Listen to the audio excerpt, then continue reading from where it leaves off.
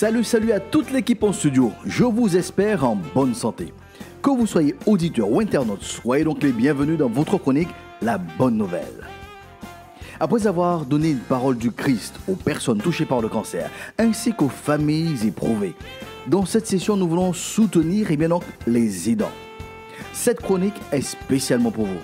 Quel que soit votre âge, votre lien familial, votre statut social, vous vous retrouvez de manière diverse, variée et régulière à accompagner une personne en difficulté dans sa santé ou en faisant face seul aux circonstances de la vie. Donc vous êtes un aidant. En premier lieu, chers aidants, recevez nos félicitations pour le travail effectué jusqu'à présent. Nous dirons même plus, vous méritez des applaudissements, oui, vous méritez ces applaudissements pour l'amour manifesté en action et en vérité. C'est ce que Jean affirme dans sa première lettre au chapitre 3, verset 18. Petits enfants, n'aimons pas en parole et avec la langue, mais en action et avec vérité. Chers aidants, vous avez entendu l'appel lancé par l'aidé. Il n'est pas bon que je sois seul. Et votre analyse a été donc la suivante. Il n'est pas bon que cette personne soit seule, je l'aiderai. C'est donc une définition et une démonstration donc d'amour que vous effectuez. C'est un pilier de l'humanité, aider son prochain. Ainsi, nous retrouvons donc dans la Bible des histoires qui ne sont pas similaires peut-être à votre situation d'aujourd'hui, mais qui sont riches en instructions pour chacun de nous. Je vous invite donc à prendre connaissance d'une première histoire en Marc chapitre 2. Nous avons donc ce récit où il est dit « Quelques jours après, Jésus revint donc à Capernaum. On apprit qu'il était donc à la maison.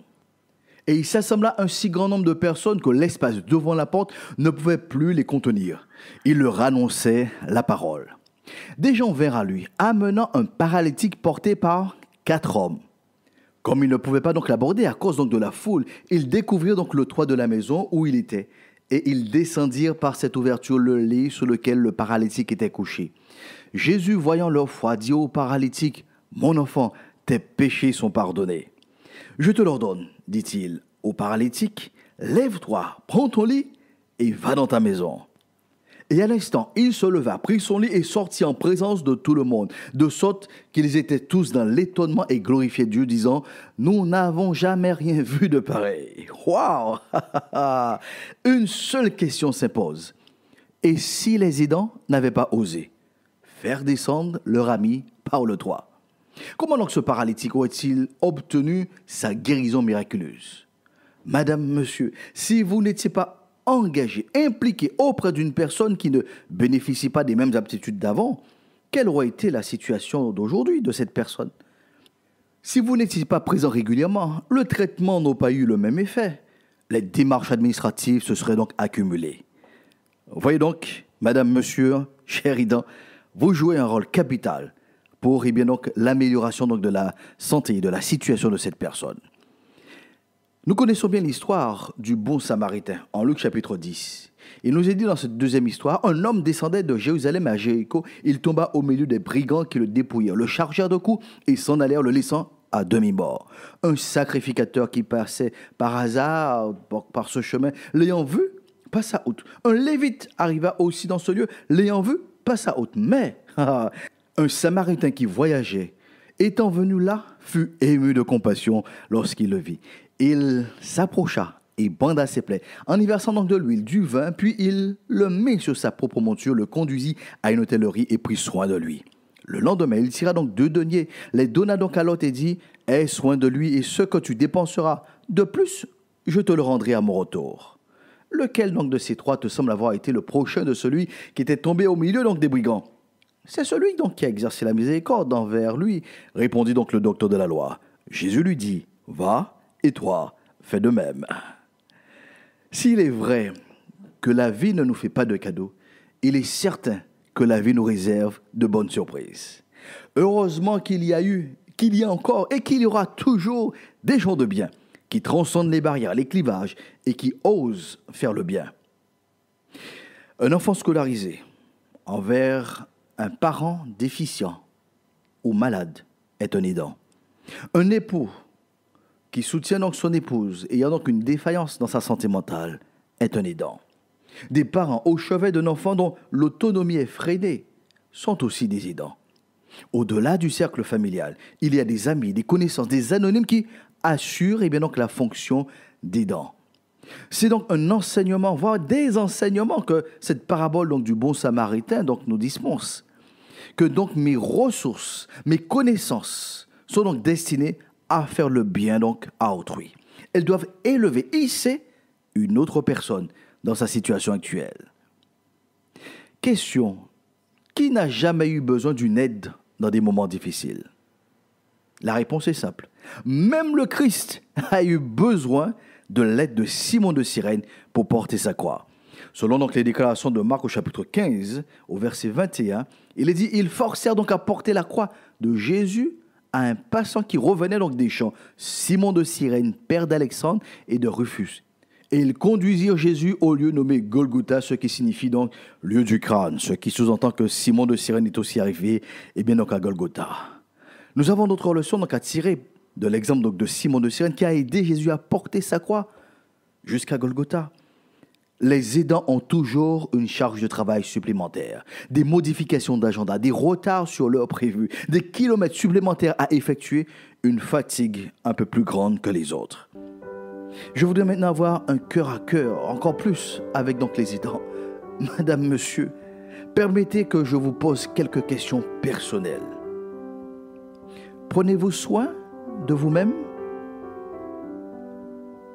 Mettez-vous à part du temps pour prendre un café avec vous-même?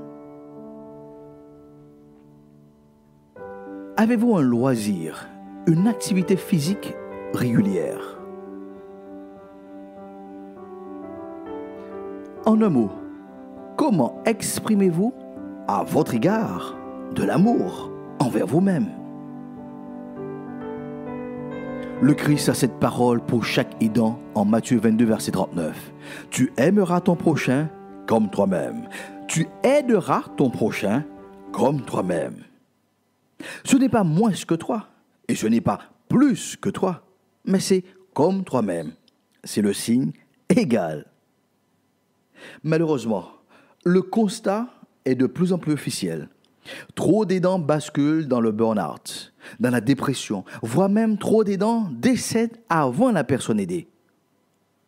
L'amour n'a pas pour vocation de nous détruire, bien au contraire.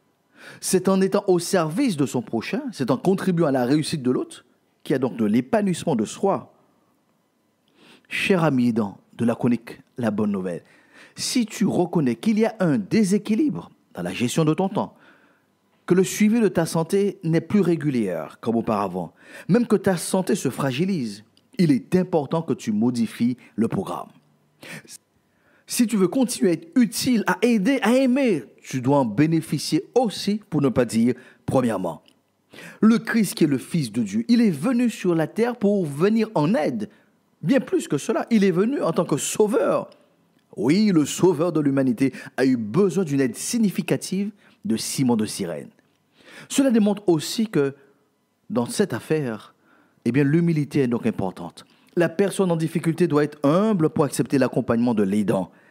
Mais l'aidant qui a besoin de souffler, il doit être aussi humble pour qu'il soit à son tour soulagé. Le Christ nous sert d'exemple en tout.